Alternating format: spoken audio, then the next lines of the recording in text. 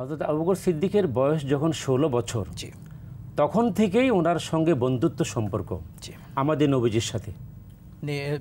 যৌবনকাল থেকে যৌবনকাল থেকেই শৈশব, আপনার কৈশোর থেকে যৌবন থেকে হযরত আবু বকর সিদ্দিক আমাদের নবীজির বন্ধু ছিলেন, পরম বন্ধু এবং প্রিয়তম বন্ধু ছিলেন। তো তখন থেকেই, কারণ আবু বকর সিদ্দিক একজন সৎ মানুষ ছিলেন এবং ওনার আখলাক ছিল অনেক উন্নত।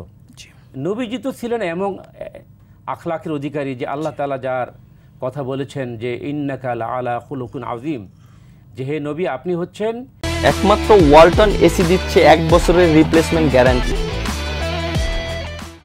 আপনার চাইতে উন্নত চরিত্র আর কারোই নেই। তো এমন ব্যক্তির বন্ধু হচ্ছেন হযরত আবু বকর সিদ্দিক। উনি যখন ব্যবসা বাণিজ্যের জন্য তো উনি বিভিন্ন দেশে যেতেন। ওনার আব্বা যখন অসুস্থ হয়ে গেলেন, তখন ব্যবসার দায়িত্ব এসে গেল ওনার উপরে। তিনি ব্যবসার জন্য একবার সিরিয়ায় গেলেন। সিরিয়ায় যাওয়ার পরে এক রাত্রে উনি ঘুমালেন, উনি স্বপ্নে দেখলেন যে পূর্ণিমার রাতে চাঁদ অনেক সুন্দর দেখা যাচ্ছে। হঠাৎ তিনি দেখলেন যে চাঁদটা ভেঙে খান খান হয়ে গেল, টুকরো টুকরো হয়ে গেল। স্বপ্নে দেখলেন হযরত আবু বকর সিদ্দিক।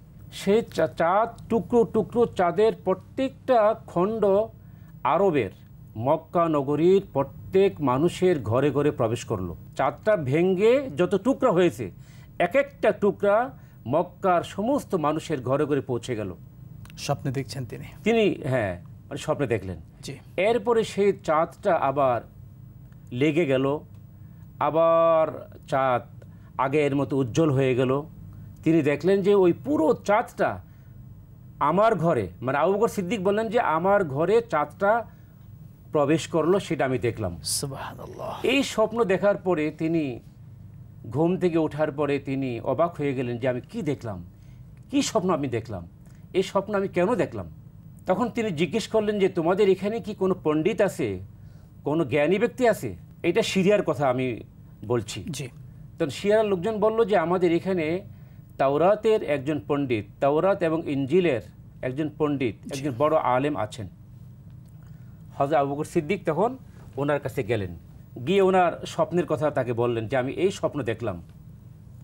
আবু বকর সিদ্দিকের এই স্বপ্নের কথা শোনার পরে তখন পাদ্রী বললেন, তাওরাত এবং ইনজিলের যিনি পাদ্রী তিনি বললেন আপনি চমৎকার এক স্বপ্ন আপনি দেখেছেন, অচিরেই আখিরি জামানার পয়গম্বর পৃথিবীতে আসবেন এবং আপনি হবেন তার প্রধান উজিরে আজম, প্রধান বন্ধু হবেন এবং মক্কার প্রত্যেকটা ঘরে ঘরে আপনি যে দেখলেন যে চাঁদ টুকরো টুকরো হয়ে মক্কার প্রত্যেক মানুষের ঘরে পৌঁছে গেছে, এর মানে হচ্ছে মক্কার প্রত্যেক মানুষের ঘরে ঘরে ইসলামের আলো পৌঁছে যাবে। ইসলামের অন্ধকারাচ্ছন্ন মানব জাতিকে তিনি আলোর দিশা দিবেন, অন্ধকারাচ্ছন্ন মানব জাতিকে আলোর দিশা দেওয়ার জন্য তিনি এই পৃথিবীতে আসবেন এবং আপনি হবেন সেই নবীর প্রধান উজিরে আজম।